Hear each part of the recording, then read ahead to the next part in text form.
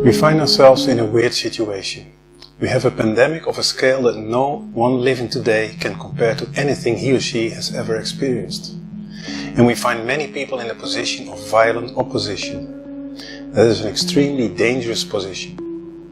Why does that happen? Well, in only 4 weeks' time the world has changed dramatically. Most people are confined to their homes, many have lost their jobs, are on non-paid job leave or something of the sort. Then there is a threat of an invisible, potentially deadly enemy. Many people simply cannot adjust so easily and so fast to this situation. What follows is panic or violent opposition. If I can't handle, then it cannot be true, so I don't need to handle it. All kinds of experts come with numbers and statistics that don't make sense, comparing the case fatality rate of one disease like the flu with the death rate of the coronavirus. Their objective is to prove that this new virus is no problem, no threat, and we should stop talking about it, and also quit with all the precautionary measures. However, we do not need to look at the numbers, although we've done that. But most people cannot wrap their heads around exponential growth or compounding. But the reality around us speaks for itself. Hospitals around the US and Europe are challenged beyond their capacity. There is a massive shortage of respirators. Morgues and crematoria cannot process the many bodies that are brought in. Does this in any way, shape or form remind you of the annual flu season? Or of any other situation ever? No, not on this scale. I'm not talking about local disasters or war, but a global situation. This is totally unheard of. To keep insisting that it is a hoax or nothing more than the flu is madness.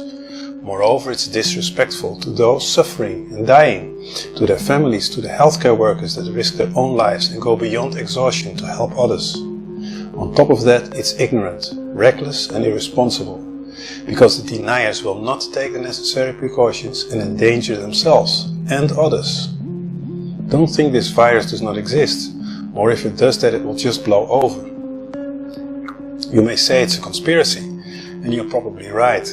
You may say it's staged, and you're probably right. You may say it serves an agenda, and you're probably right. You may say that the virus is fabricated, and you're probably right. But that does not change the fact that it is real.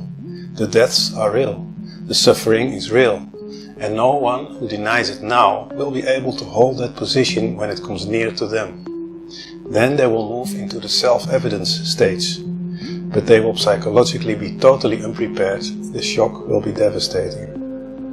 We must face the facts, all of us, and stop being foolish and irresponsible.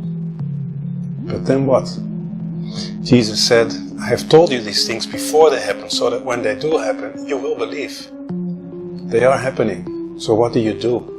Believe or not? Just as with a pandemic, stop denying. Take protective measures.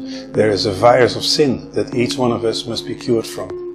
And there is an antidote. And with that you will also be able to adjust to any situation in this world. And that is very necessary, because more is coming. There will be more measures, financial consequences, to the point where each civilian will get a monthly wage. And before this virus is gone, the next event will be upon this world. And that one will not be as invisible, but dreadful and devastating just the same. What will it take until you believe? Psalm 39 reads, Lord, remind me how brief my time on earth will be. Remind me that my days are numbered, how fleeting my life is. You have made my life no longer than the width of my hand. My entire lifetime is just a moment to you. At best, each of us is but a breath. We are merely moving shadows, and all our busy rushing ends in nothing. We heap up wealth, not knowing who will spend it. And so, Lord, where do I put my hope? My only hope is in you.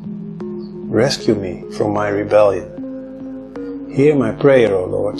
Listen to my cries for help.